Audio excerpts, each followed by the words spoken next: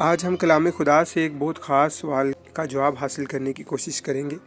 سوال یہ ہے کہ کیا کلام خدا کے مطابق فرسٹ کزن سے یعنی چچا زاد یا تایا زاد میں شادی کرنا جائز ہے یا نہیں؟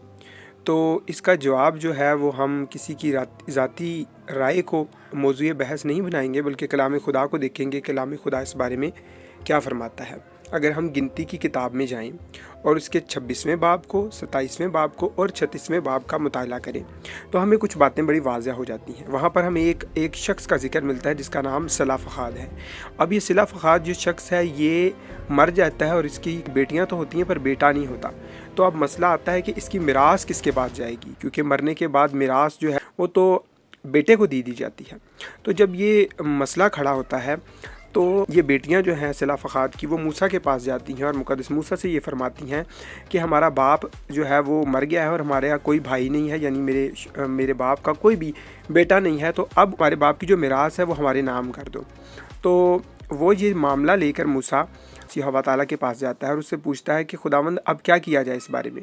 تو خداوند اس کو کہتے ہیں کہ صلا فخاد کی بیٹیاں جو کہتی ہیں وہ ٹھیک کہتی ہیں، تو ان کی میراث جو ہے وہ ان بیٹیوں کے نام کر دے، لیکن شرط یہ ہے کہ ان بیٹیوں سے یہ کہا جائے کہ وہ جو شادی کریں گی نا وہ اپنے ہی قبیلہ میں کریں گی۔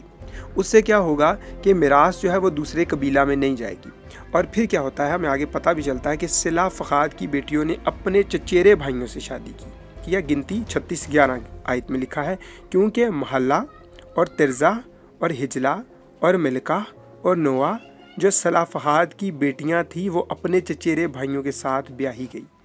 یہاں پر سوال کچھ لوگ اٹھاتے ہیں، وہ کہتے ہیں کیونکہ یہ خاص قسم کا معاملہ تھا، جائیداد کا مسئلہ تھا، اس لیے اگر شادی کر دی گئی تو اس میں کوئی قباحت نہیں ہے، لیکن یہ خاص قسم کا مسئلہ ویسے جائز نہیں ہے۔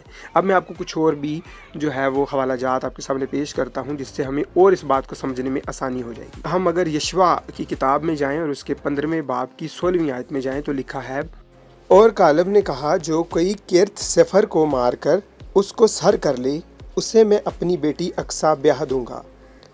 تب کالب کے بھائی کینز کے بیٹے غتنییل نے اس کو سر کر لیا، سو اس نے اپنی بیٹی اقصا اسے بیاہ دی۔ پھر قذاق 1:12 میں یہی واقعہ دہرایا گیا ہے۔ اب یہاں پر بھی ایک بڑی زبردست بات ہے کہ غتنییل جو تھا اس کو اگر یہ پتا ہوتا کہ میرے تایا کی بیٹی ہے، شادی تو نہیں ہو سکتی، تو وہ کیوں اس سارے معاملے میں حصہ لیتا؟ وہ کبھی ایسا نہ کرتا کہ جا کے اس کو مارے، کیونکہ اس کو پتا تھا شرط یہ ہے کہ جو بھی اس کو مارے گا اس کی شادی جو ہے وہ کالب کی بیٹی سے کر دی جائے گی۔ تو اگر یہ چیز الاؤ نہ ہوتی تو وہ کبھی بھی جا کر کریت سفر کو نہ مارتا اور اپنی تایا ذات بہن کے ساتھ شادی نہ کرتا۔ ٹھیک ہے، یہ بھی واقعہ واضح ہو گیا۔ پھر آپ اخبار کے 18ویں باب کا مطالعہ کریں، آپ کو شادی کے لیے جو ممنوع رشتے ہیں ان کی پوری فہرست مل جائے گی، جس میں چچا زاد سے شادی پر کوئی پابندی نظر نہیں آتی۔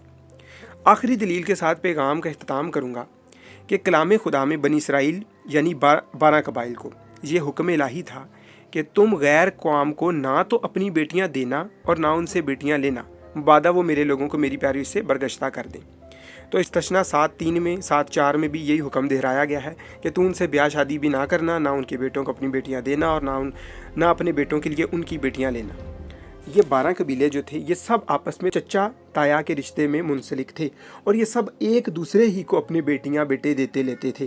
سو یہ بات بہت واضح ہو جاتی ہے کہ کبھی بھی بنی اسرائیل میں خداوند کے احکامات میں چچا زاد میں شادی جو تھی وہ ممنوع نہیں تھی، کبھی بھی نہیں تھی۔ ٹھیک ہے، اور اخبار 18 میں ہمیں ساری فہرست مل جاتی ہے کہ کس کس سے شادی کرنا جائز نہیں ہے، جس میں چچا زاد یا تایا زاد سے شادی نہ کرنے کا کوئی بھی ہمیں جو ہے وہ ثبوت نہیں ملتا۔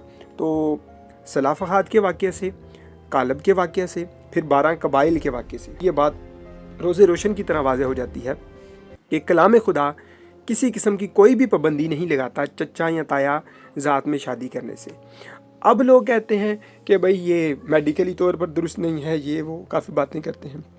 یاد رکھیں، ایک تو اس طرح شادی کرنے سے آپ کا فیملی سسٹم بہت مضبوط ہو جاتا ہے۔ ٹھیک ہے، یہ قبائلی سسٹم میں شادیاں جو ہوتی ہیں، قبائلی سسٹم کیوں مضبوط ہوتے ہیں؟ کیونکہ وہ آپس میں جو ہے اپنے خاندانوں میں شادیاں کرتے ہیں اور سٹرونگ خاندان جو ہے وہ تعمیر ہوتا ہے۔ اور دوسری بات یہ ہے کہ دیکھیں، اگر آپ یہ کہتے ہیں کہ چچا زاد میں تایا زاد میں جو ہے وہ ڈیفیکٹ آ جاتے ہیں، بچے معذور پیدا ہوتے ہیں اور یہ وہ، تو آپ یاد رکھیں کہ नॉर्मल आप बाहर से भी शादी करते हैं, बाहर ख़ानदान में, उनमें भी जो ये डिफ़ेक्ट आ जाते हैं। ऐसा नहीं है कि उधर से बिल्कुल आज़ाद है, तो ये कहीं भी किसी के साथ भी हो सकता है। इस चीज़ को बुनियाद नहीं बनाया जाए। अगर ये इतना बड़ा मसला होता तो खुदावंद हमें खुद इस चीज़ से वाज़िया मना कर देता। वक्त के साथ ये चीज़ हमारी अंदर आई है और लोग इसको फॉलो कर रहे हैं। मैं ये नहीं कह रहा कि इसको फॉलो करना छोड़ दें, लेकिन कलाम खुदा क्या फ़रमाता है हमारे लिए ये सबसे ज़्यादा प्रायोरिटी होनी चाहिए। हमारे लिए कलाम खुदा बुनियाद होनी चाहिए। इसको समझें और अमल करें। खुदावंद आपको बरकत बख्शे।